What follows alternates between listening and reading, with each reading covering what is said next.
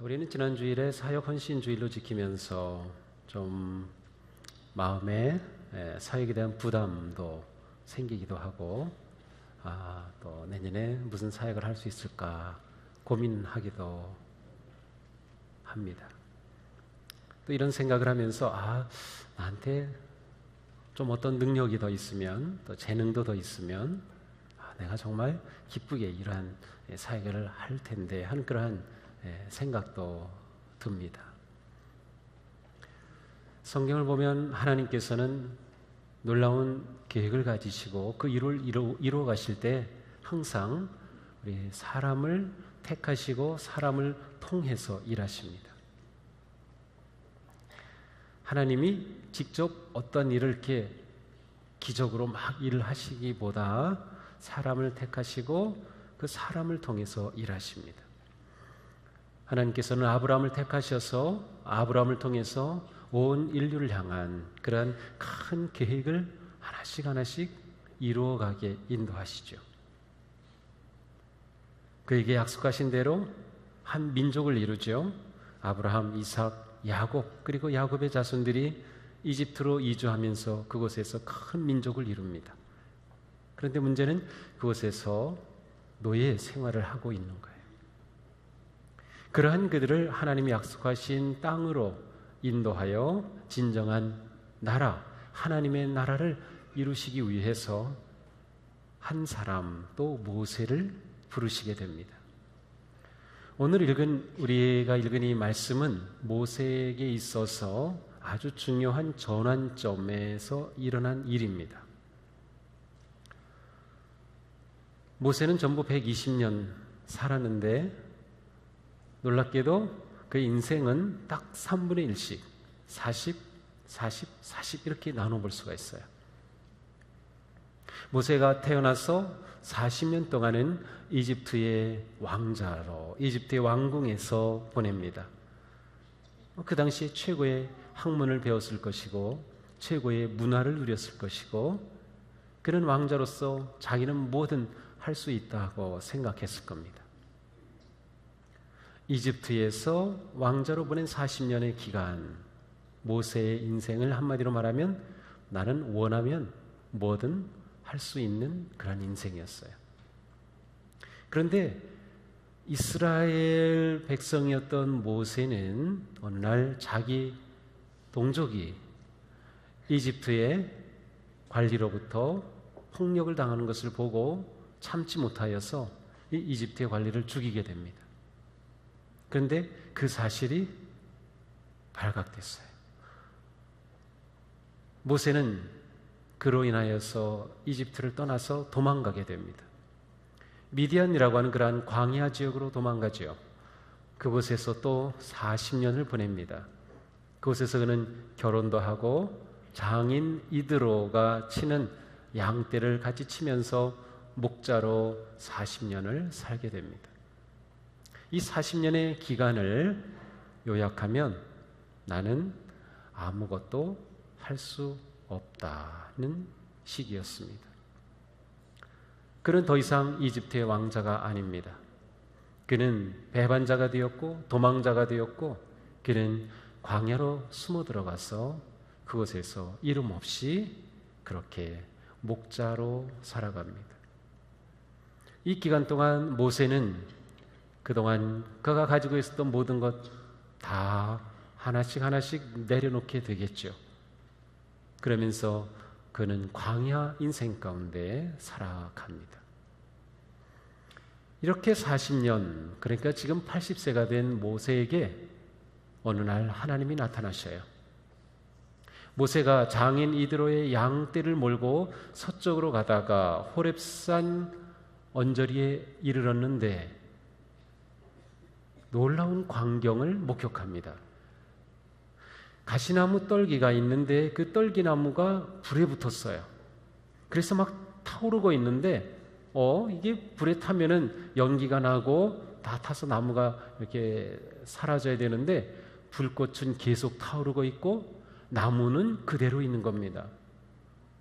이상한데? 이게 뭔가 이상한데? 모세는 그 광경을 이상하게 보고 그 불타는 떨기나무로 가까이 다가갑니다. 그런데 다가가고 있는 그에게 갑자기 음성이 들립니다. 모세야, 여기는 광야고 자기 이름을 그렇게 크게 부를 사람이 없어요. 근데 누군가가 크게 자기 이름을 부르는 겁니다. 모세는 순간 당황했지만 그 이름을 부르는 목소리에 압도됩니다. 그러면서 그는 그 앞에 대답을 하게 되죠. 제가 여기 있습니다. 그러자 계속해서 음성이 들립니다. 이리로 가까이 오지 말아라. 네가 선 곳은 거룩한 땅이니 내 발에서 신을 벗어라. 내가 애굽에 있는 내 백성의 고통을 분명히 보고 그들이 부르짖음을 듣고 그 근심을 알고 내가 내려와서 그들을 애굽인의 손에서 건져내고 그들을 그 땅에서 인도하여 아름답고 광대한 땅, 젖과 꿀이 흐르는 땅에 데려가려 하노라.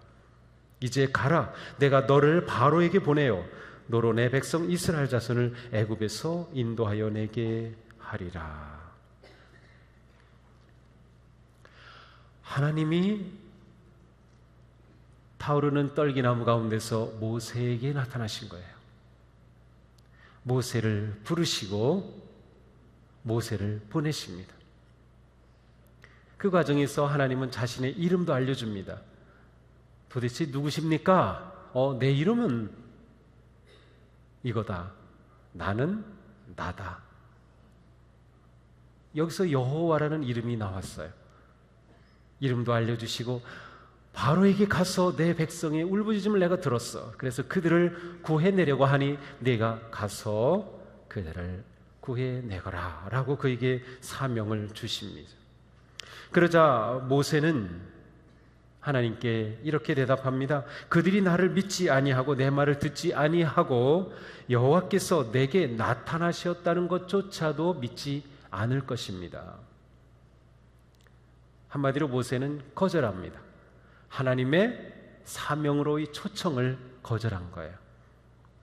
그들이 나 믿어주지 않을 겁니다. 저 리더가 될 수 없습니다. 더군다나 하나님이 나에게 나타나셨다고 하는 사실까지도 그들은 안 믿어줄 거려 라고 말한 것이죠. 이렇게 되자 하나님께서 모세에게 다른 방법을 사용하십니다. 그래, 내 손에 있는 게 뭐냐? 지팡이구나. 너 그 지팡이를 바닥에 던져라. 그리고 모세가 지팡이를 던졌는데 그 지팡이가 뱀으로 변했어요. 깜짝 놀라죠? 근데 하나님께서 그 뱀 꼬리를 잡아라. 그래서 뱀의 꼬리를 잡으니까 다시 지팡이가 되었어요. 하나님께서 모세에게 내 손을 품에 넣어라. 품에 넣었어요. 꺼내보니까 웬걸 악성 피부병이 손이 하얗게 되어 있어요. 내 손을 다시 품에 넣어라. 다시 넣었다 꺼내니까 다시 건강한 손으로 돌아왔어요. 하나님께서는 모세에게 이런 기적을 보여주시면서 내가 너에게 이렇게 보여준 대로 가서 그들에게 보여주면 그들이 이 기적을 보고 믿을 것이 아니냐라고 말씀을 하십니다. 게다가 그들에게 나타나서 나일강물을 이렇게 조금 떠다가 부으면 나일강이 다 피가 되는 엄청난 일까지 일어날 거다라고 말씀합니다. 이렇게 하나님께서는 모세를 설득하시려고 하고 모세를 좀 보내려고 이렇게 말씀을 하시는데 모세는 거절합니다. 이번에는 이렇게 말합니다. 주님, 나는 본래 말을 잘 하지 못합니다. 주님께서 주의 종에게 명령하신 후에도 역시 그러하니 나는 입이 뻣뻣하고 혀가 둔한 자입니다. 아마 모세는 말을 더듬는 사람이었던 것 같아요. 어쨌든 모세는 언어 장애를 가진 사람이었습니다. 그래서 하나님께 저 이렇게 말 못하는 거 아시잖아요. 그리고 하나님이 저를 보내신다고 하셨으면 제가 그 순간에 말을 잘 하게 좀 변화시켜 주셨어야 되는데 저 지금 그대로인 것 같은데요. 명령하신 후에도 제 모습은 이대로인 것 같은데요. 제 언어 장애는 그대로 있습니다. 저 못 가겠습니다 라고 대답을 합니다. 그런데 하나님이 포기를 하지 않으셔요. 하나님도 꽤 끈질기시죠. 이번에는 이렇게 하나님 말씀하셔요. 누가 사람의 입을 지었느냐? 이제 가라. 내가 네 입과 함께 있어서 할 말을 가르치겠다. 가르친다는 말은 화살을 겨냥한다는 뜻이에요. 네가 할 말을 정확하고 분명하게 주겠다라는 그런 말씀이에요. 이 정도 되면 모세가 알겠습니다 하고 순종해야 될 것 같은데 모세의 고집이 더 센 것 같아요. 주여, 보낼 만한 자를 보내소서. 저는 아닌 것 같습니다. 보낼 만한 사람을 보내십시오 라고 대답합니다. 그러자 하나님께서는 그래도 하나님인데 모세가 계속 거절하고 변명하고 안 되겠다고 하니까 버럭 화를 내셨습니다. 내 형 아론이 있지 아니하냐? 그가 말 잘하는 것을 내가 안다. 너는 그에게 말하고 그 입에 할 말을 주어라. 너는 그에게 하나님같이 되리라. 너 형 아론 있지? 그 형이 말을 무진장 잘해. 아주 얼마나 조리 있게 말을 잘하는지 몰라. 형을 너에게 붙여줄게. 네가 할 말을 아론에게 말해주면 아론이 나서서 내 대변인이 되어줄 거다 라고 말씀하시죠. 모세가 하나님의 부르심 가운데 계속해서 거절하고 변명하였던 것은 자기 자신을 잘 알았기 때문에 그래요. 그는 자기가 언어 장애가 있는 것을 잘 알았습니다. 또한 그는 이집트의 반역자입니다. 그런데 다시 이집트로 돌아가는 것이 어쩌면 두려웠을지도 모릅니다. 그는 살인자였습니다. 그러한 이게 저는 이제는 아무것도 아닙니다. 저 광야에서 40년 썩었습니다. 바로 그러한 모세였어요. 어떻게 보면 하나님께서 모세를 부르신 그 순간 모세는 자기 인생에 대한 패배의식, 또한 낮은 자존감, 피해의식 같은 것이 그를 잡고 있었던 것 같아요. 나는 못합니다, 정말로. 모세의 인생의 일기 1세부터 40세까지 모세는 나는 맘만 먹으면 뭐든 할 수 있어 라는 것이 그의 인생이었다면 광야 40년의 인생은 나는 아무것도 할 수 없어가 그의 인생이었습니다. 바로 이러한 순간에 하나님께서 모세를 부르십니다. 오늘 우리는 본문을 통해서 하나님께서 모세에게 다가오셔서 어떻게 모세와 이야기하시는지, 그리고 어떻게 모세를 세워가시는지 보게 됩니다. 하나님의 방법은 세 가지 질문으로 나타납니다. 내 손에 있는 것이 무엇이냐? 누가 사람의 입을 지었느냐? 내 형 아론이 있지 아니하냐? 라는 세 질문입니다. 내 손에 있는 것이 무엇이냐? 모세 손에 있는 것이 무엇인가요? 지팡이. 그죠? 지팡이. 그 지팡이는 모세가 양을 치기 위해 가지고 있었던 지팡이입니다. 지팡이는 그가 목자임을 나타내는 것이기도 하고 광야의 척박한 삶을 나타내기도 합니다. 양을 몰고 가고 이끌어가고 또 맹수로부터 보호하고 무기로도 사용하며 살아온 그러한 마른 나무떼기, 막대기 지팡이입니다. 하나님은 모세에게 그 손에 있는 것을 보라고 하십니다. 내 손에 있는 거 뭐지? 그 손에 있는 지팡이를 보게 하시는 물음이었습니다.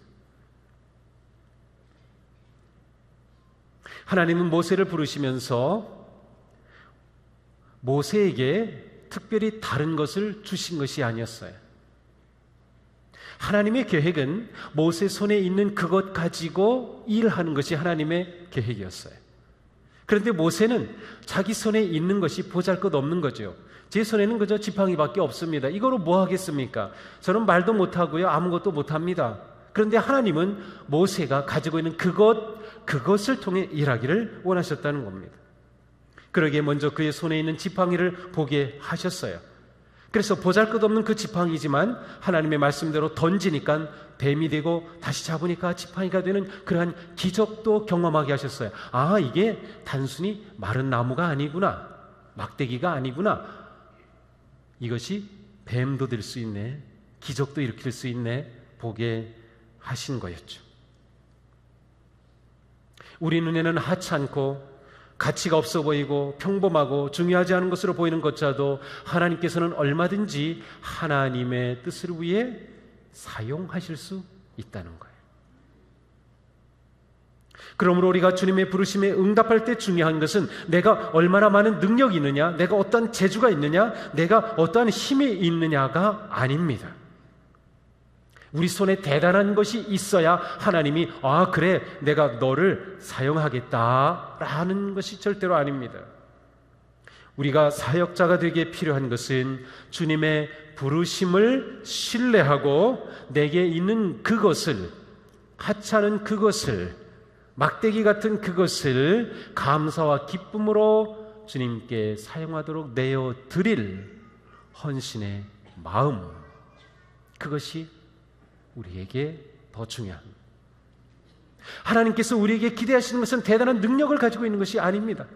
엄청난 재물을 가지고 있는 것이 아닙니다. 대단한 몸을 가지고 있는 것이 아닙니다. 하나님께서 우리에게 기대하시는 것은 내가 있는 것이 비록 작을지라도 하나님의 부르심에 믿음으로 반응하며 감사와 기쁨으로 헌신할 마음, 하나님은 그것을 원하셔요. 하나님께서 모세에게 원하셨던 것은 모세의 마음이었습니다. 하나님의 부르심에 응답할 헌신의 마음을 기대하고 계셨어요. 근데 모세는 계속 자기가 가지고 있는 걸 봤죠. 자기의 부족함을 보았던 것이죠. 우리가 진정으로 주님의 일을 하고자 한다면 비록 작은 것일지라도 핑계댈 수 없습니다. 연약한 것이라고 핑계댈 수 없습니다. 부족하다고 핑계댈 수 없습니다. 하나님께서는 이 시간 우리에게 물으십니다. 내 손에 있는 것이 무엇이냐? 우리 손에 있는 지팡이는 무엇인가요? 하나님은 우리의 마음을 원하셔요. 그러면 그 지팡이가 하나님의 놀라운 은혜와 사역의 도구로 사용이 될 수 있다는 거예요. 교회도 마찬가지죠. 하나님은 우리 교회를 향한 놀라운 뜻을 가지고 계시고 계획을 가지고 계셔요. 그런데 우리가 있는 이 지팡이밖에 보지 못하면서 하나님 그것은 너무나도 큽니다, 우리가 이것 할 수 없겠어요 하면서 부르심에 응답하지 못하고 머뭇거리고 있는 것은 아닌가요? 하나님은 우리가 하나님의 부르심에 기쁨으로 응답하며 기꺼이 헌신할 마음 보여주기를 원하시는 거예요.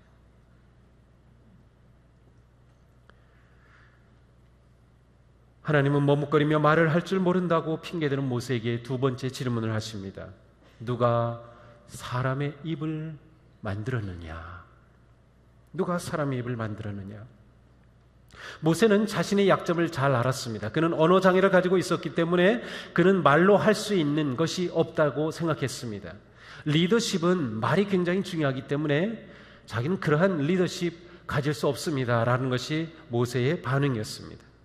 그러나 모세가 몰랐던 것이 있었는데 그것은 그의 말 못하는 입, 장애를 가진 입, 하나님이 지으셨다는 사실이에요. 하나님께서 모세의 입을 지으셨어요. 그런데 모세는 말해요. 저 말할 줄 모릅니다. 입이 둔합니다. 저 혀가 둔합니다. 저 언어 장애를 가지고 있습니다. 그 말은 무엇이에요? 하나님 저에게 이것밖에 안 주셨잖아요. 입을 만드신 하나님에 대한 원망일까요? 아니면 이러한 입을 주신 하나님을 신뢰하지 못하는 것일까요?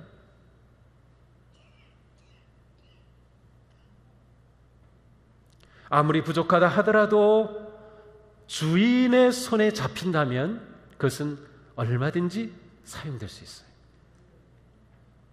우리가 가지고 있는 약점조차도, 부족함조차도, 연약함조차도 주인이신 하나님의 손에 잡힌다면 얼마든지 사용이 될 수 있는 거다. 하나님은 우리의 약함을 가지고 강하게 하실 수 있어요. 하나님은 우리의 어리석음 가지고 지혜롭게 하실 수 있어요. 우리가 하나님께 얼마나 헌신할 마음이 있느냐가 중요한 거예요.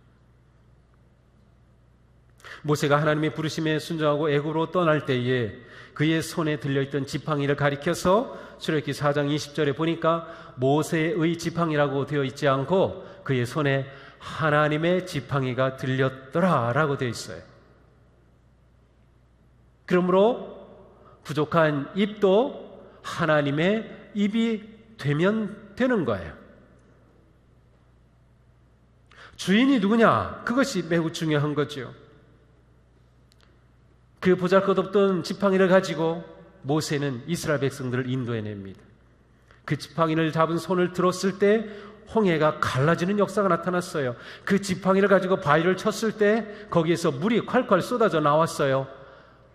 하나님께서 주인이 되셔서 사용하시니까 그 보잘것없는 지팡이가 엄청난 일을 하는 것이죠. 주의 손에 드릴 때 작은 것도 부족함이 없고 약한 것도 불가능함이 없게 되는 거예요. 예수님께서 많은 사람들에게 말씀을 하시느라고 베스다 들녘에 모였을 때 예수님의 말씀을 듣는 사이 저녁이 되었어요. 많은 사람들이 배가 고팠습니다. 5,000명이 넘는 사람들이 모여 있는데 그때 도대체 너희에게 있는 게 무엇이냐라고 물으시잖아요. 너희 손에 있는 게 뭐냐라고 물으시죠. 그때 안드레가 여기 보리떡 5개, 물고기 2마리, 이거 어린아이가 가지고 온 도시락 같아요. 엄마가 싸준 도시락 보여드리죠.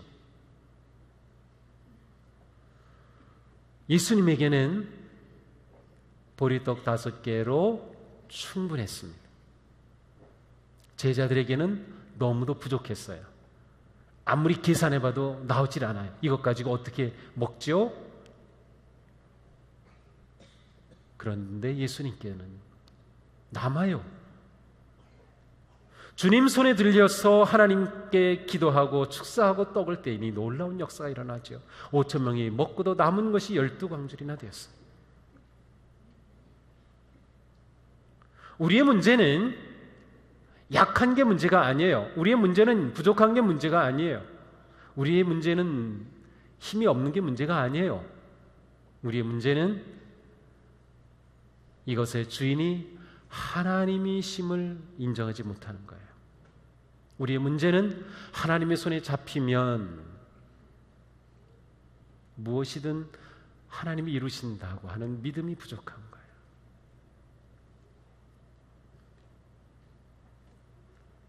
자, 이렇게 본다면 모세의 인생의 3기, 81세부터 마지막 120세까지의 인생은 애굽에서 인도하여 광야 40년을 보낸 광야 40년이었지만 그 인생은 한마디로 하나님께서 함께 하시면 할 수 있다는 인생이 되었습니다.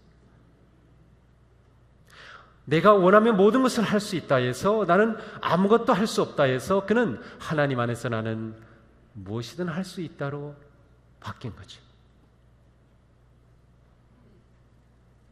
하나님 안에서 자신을 긍정하고 인정하는 것이 매우 중요합니다. 말 못한다고 핑계대는 모세에게 하나님은 3번째 질문을 던지십니다.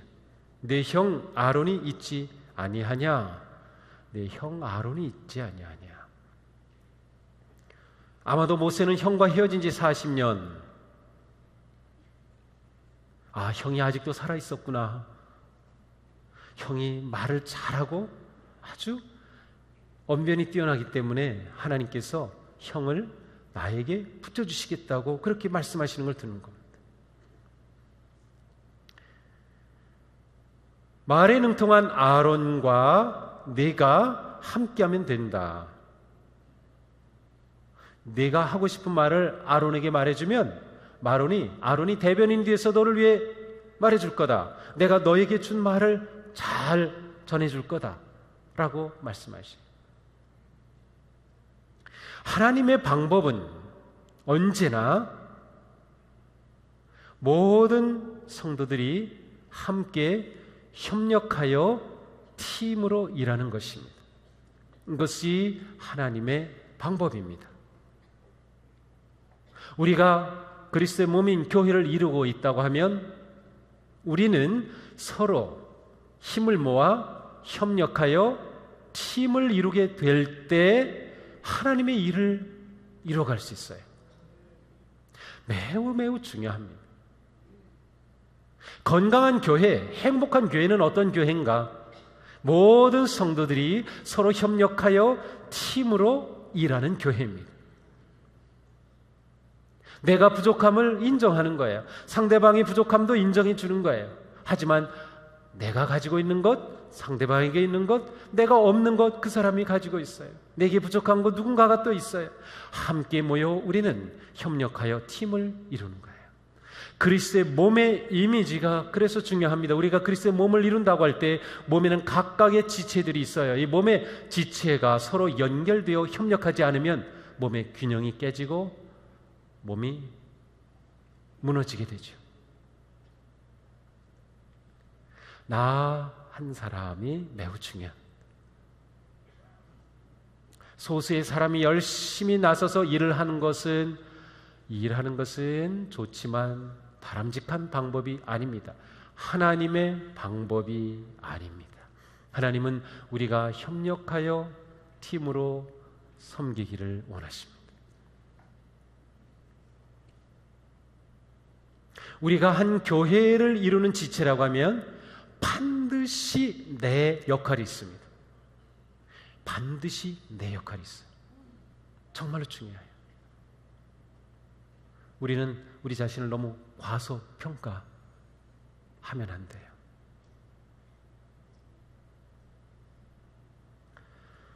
서로를 향해 열린 마음을 가지고 내가 해야 할 작은 것 하나를 하는 것이 모두를 살리는 힘이 된다. 그래서 우리는 모든 성도들이 그래도 하나님이 주신 것으로 하나 사역은 해야 되지 않느냐. 그래서 1인 1사역을 이야기하는 것이죠.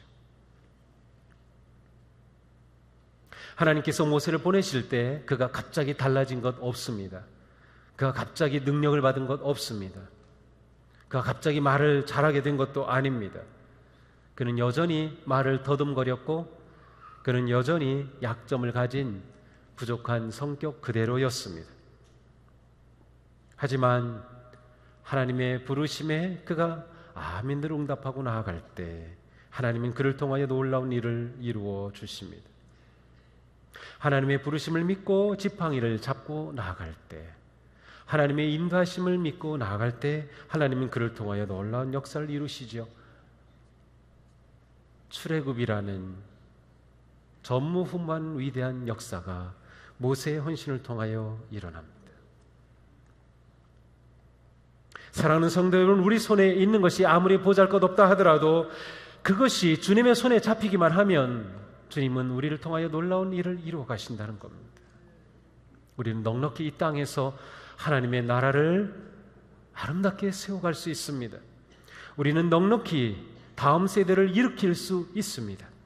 우리는 넉넉히 온 세대가 하나님의 은혜와 사랑 안에 행복하고 거룩한 가정을 이루고 행복하고 복된 삶을 살아가며 일상 속에서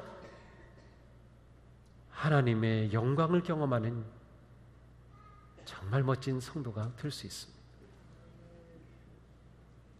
하나님은 우리를 부르시며 우리가 반응하기를 원하십니다. 두려워하지 마십시오. 염려하지 마십시오. 담대하시기 바랍니다. 하나님께서 일하십니다. 하나님께서 일하십니다. 이 믿음을 가지고 나아갈 때 하나님이 우리를 통해 어떤 일을 하실지 기대가 되지 않습니까? 하나님 하나님께서 우리 모두를 통하여 거룩하고 영광스럽고 위대한 하나님의 일을 이 시대 이곳에서 이루어 가시는 그런 복되고 거룩한 교회, 복되고 건강한 성도, 우리 모든 지체가 되기를 주님의 이름으로 축복합니다. 기도하겠습니다.